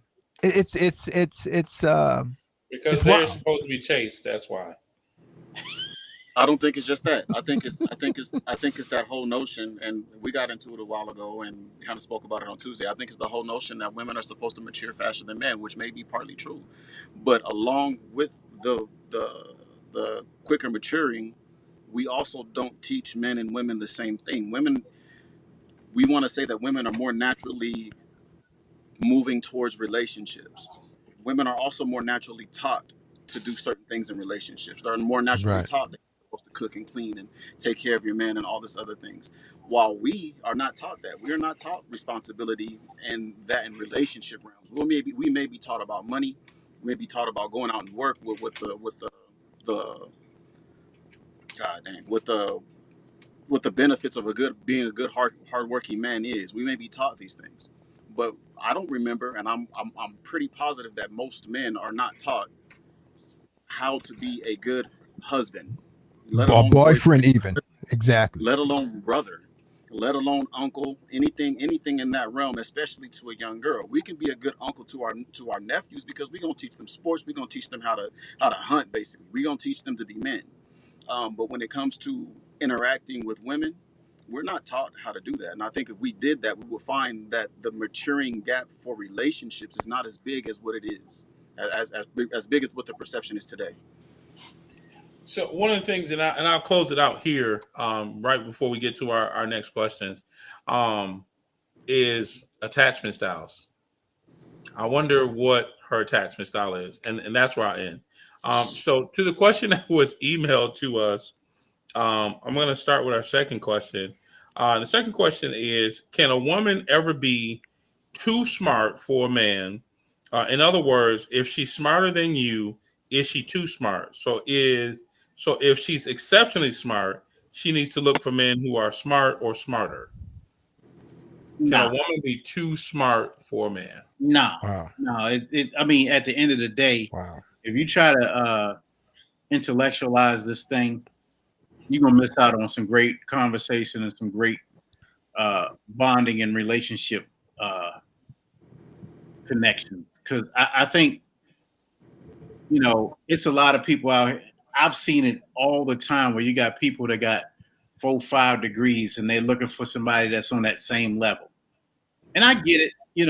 Your academia and your political uh, aspirations and things of that nature might drive you to want to have somebody that can meet you on that level. But at the same time, you could get with somebody that perceived to not have the same um, mentality as far as wits about them, and you could grow into a person that will match that person on that same level. But I've seen people get dismissed because they don't have a bachelor's degree or they're not part of the Divine Nine. I've seen all kind of stuff happen, and at the end of the day, you got to get in where you fit in, where love finds you and you find it. Because you can cultivate a witty conversation, a witty relationship, if you can communicate. Yeah, I, for me, I believe that it is possible for either party really to be too smart for the other person, and it's based on the individual, not necessarily the other person. If you operate in a way to where you feel like you cannot communicate with the person, so you're always trying to correct them, or you're always trying to basically sun them on their grammar, or just they're not smart enough to make decisions for the household, whatever the case may be, you'll put yourself in a situation where there's resentment because you're too smart for your own good. You know what I mean? In that regard, I would say if I think it's more about cultural experiences necessarily than how smart a person is. If you can relate to a person um, who maybe has traveled a bunch, but doesn't have several degrees or whatever, but you guys are both well traveled, so you guys have different experiences. Maybe you can speak a couple of different languages or whatever. You can talk to each other. You can communicate and have fun. But if you're basing it like, well, I got my bachelor's and my master's, and all he got is his GED, that's probably the wrong way to look at, am I too smart for this individual? Because that individual may still come with a plethora of knowledge. Matter of fact, if we really look at it, to me, there's a lot of people who end up in jail who would be perfect business owners. They would be number one in sales in whatever company they went in. They would have a flourishing business, but because of their record and going to jail or whatever decisions they made, they're not looked upon as a smart individual. Well, you'll find people who can build a car from scratch. You'll find people who can make rockets or whatever who have been to prison. So it's a matter of your own self. However smart you think you are, if you're telling yourself that you're too smart for an individual, then that is a problem that you're going to create in a relationship and make it where you're the problem, really. Sounds like a personal pet peeve, Rob, but I get No, it. no, it's I don't know if it's a personal pet peeve. I think it's just something that I've experienced probably on both ends of the spectrum, where I felt like maybe I was more in tune with who I was, and the other person wasn't. Or maybe there was another person. There was another person who I dated who was clearly more experienced than I was clearly more educated than I was, and sometimes it would get annoying being corrected on certain things. And it's like, okay, cool, I get it, but it's not annoying for me to be corrected on something. It was annoying for her to do the correcting, and that's where it becomes a problem. So I think that intelligence, a person being too smart, right? Can a woman be too smart for a man? You could be book smart, but dumb as a rock when it comes to common sense, right? And or somebody else could be smart in the ways of martial arts or street knowledge or whatever the case is, and they just may not have formal education. So too smart, uh, to me, and this is just my opinion, too smart for me says that I have a large ego and I value the stuff that I know so much that I don't want to date somebody that doesn't have the same amount of knowledge that I have. But that's why we become complementary, right? You have a certain level of knowledge in this particular area, and I have a certain level of knowledge in that area, and we come together and we make things work. We can't just, just because you're a great political figure, do I have to be in that same arena? No. I mean, I could be great in, I could be great in other areas, right? So that's the point of us coming together. And to me, that question sounds like an egotistical driven question. Go ahead, Wes. So I don't know if I've ever shared a high IQ. Yeah, me and Shan had the conversation. Matter of fact, I don't know if it was you shared it with us on the show, closed doors, whatever. And so I can, I understand though. Sometimes when you have a high intellect and a thirst for knowledge at the same time, then it can become important in a relationship to be able to have that fed by your partner or have it challenged and sharpened by your partner. And so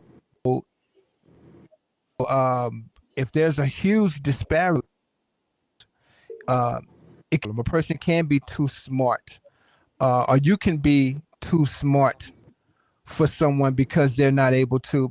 I'll speak for myself. It is possible, and it's not ego. It's just the fact of what it is. It's as I can be too smart. I've dated people that I felt like didn't challenge me and didn't offer me one of the things that I love most, which is knowledge and information and perspective and thoughtfulness and analysis on certain things, whether it was politics or I don't know, whatever it might be. And so that can happen, and so then you'll be in a relationship. It's just like with art. I'm also on the creative end as well, and so with art, if you're an artistic person, it's very possible for someone to not offer you enough creativity for their processes, mental processes, to be so mundane and so in a box that it doesn't challenge you, and you feel as though like you're lifeless in this relationship, because which is why you'll see a lot of creative people date other creative people, because there's a commonality there. There's a bond that can exist about the creative aspect of who they are, and they can challenge one another creatively or offer one another creative things. I hear you on that, Wes, and that's kind of what I was trying to explain. But there's a side to that I kind of realize, and it's most people have a depth to them that maybe we don't naturally go for right away. So I get that we want our experiences or whatever it is that we're into to be the thing that we end up speaking about most. Like for me, if anybody starts talking to me about stock market, I'm going to get excited. I'm going to smile. I'm going to burst up with energy. There's certain things that I will jump into and really just talk about it all day long. And that thing might be different for the person who has more intellect than I, and it might be different for the person who has less intellect than I. For me, it's like I feel like I should be able to find a commonality somewhere between the two of us that we can enjoy and sharpen one another's mind, maybe not on a different subject than what I'm used to. To me, it like broadens the experience of the wealth of knowledge that you can gain. I'm big into spirituality. I dated somebody who is big in spirituality, but it's not something that was at their forefront. So I didn't think that they were into it. And I tried talking to them, and it was just like a hit or miss. So I challenged myself to change the dialect and change the way that I spoke to them. And then we ended up getting into some real deep conversations that changed my whole perspective of who she was. That's it. Yeah, for me, oh, go ahead, Colin. Oh, for me, it's it doesn't. Can a woman ever be? No woman can ever be too smart. For me, I can only speak for myself, but I do think women can be too smart for men, because men are at our core, we're leaders and guiders and whatnot. So if you feel like you can't really lead or guide a woman or teach her something new, that could be a shock to your ego. But on the flip side, like I look at it as like, you should never be too smart for anyone, because as long as that other person is open-minded, I don't care. You know what I mean? I don't care what your level of education is. If you're willing to learn, that's all I need. You know what I mean? And I think most people don't really understand. There's a difference between just being educated, being intelligent, and being an intellect. So a lot of people are just educated. They went to school, they got a lot of degrees, and I've been in meetings with doctors, lawyers, etc. And I might have the least level of education, but I'm the smartest person in the room, because there's a certain thing called applied knowledge. And a lot of people don't know how to apply the knowledge that they have. They don't know how to critically think. They don't know how to comprehend basic everyday situations. And so it's like the education is null and void if there's no applied knowledge to it. So I think if you got somebody that's willing and open to learn, it shouldn't be an issue.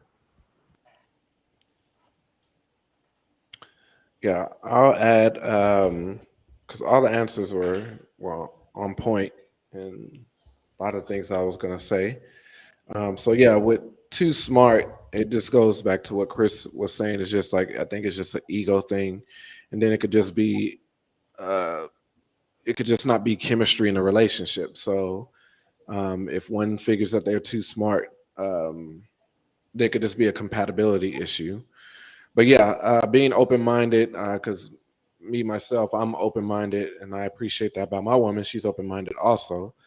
We have intellectual conversations on a daily basis, and as y'all know, she's overseas, so we talk 3-4 times a day, 2-3 hours, and we be having some really deep, knowledgeable discussions. And that's why I appreciate about her. She's very knowledgeable, and she's put me on some things I wasn't even familiar with, and vice versa. So it's just like we can converse about those things for extended periods of time, or we could just be silent, completely silent, just being in complete comfort in the company of one another. So ultimately, I don't think a woman can be too smart for a man. It would just come down to ego. But if it's an ego thing, it's just going to turn into a compatibility issue, and it's not something that's going to last anyway. So something that you'll spot during the vetting process. So shouldn't get deep.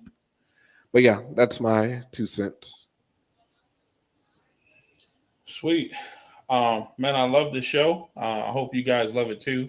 I think every week what we try to do is we try to come in here and share with you guys just some things from the Black male perspective. Do me a huge favor and share this show with some of your friends. Invite a couple of your friends next week. We're going to have a great topic next week that you're going to not want to miss.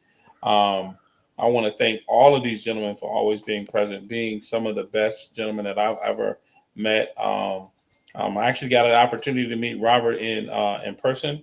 I also got, I don't know if you all remember, Clifford, who was also on the show a while back. I got an opportunity to meet him in person. I look forward to meeting all of these great stand-up gentlemen. And I'm probably going to play Shaheed one-on-one, and I'm going to dunk on him. I'm just What's that, Maury? Don't get dunked on, Chris. Listen. I've been dunked on once in my life, and every time I tell somebody, it'll never happen again. You will be fouled going to the rack. So number 2 coming right up. Anyways, man, I thank you all for joining tonight, man. It's been an amazing show. Hope you all enjoyed us, and look forward to seeing you all next week. Colin, send us home. Great show, gentlemen. See, I did it. No outros. Just send us home. Wes, I know you was really shooting your shot at Lori tonight. She ain't gonna see this podcast. She ain't gonna see you coming to her defense. She ain't gonna be calling. Hey, man, a brother can dream. Let me for real though. I don't even I've only seen her a couple times. I can't tell you what she looks like right now in my head. I can't even see her. I'm not that thrilled. I'm sure she's fine. I'm sure she's beautiful, but you know, she's attractive. Yeah, I'm not moved. She all right. I mean, she all right. I mean, I've had better. Yeah, facts. I mean, What'd you say, Shaheed? Exactly. I've had better. You know what I mean? They might not have had the cachet or the money. But, say that one more time for us, Shaheed.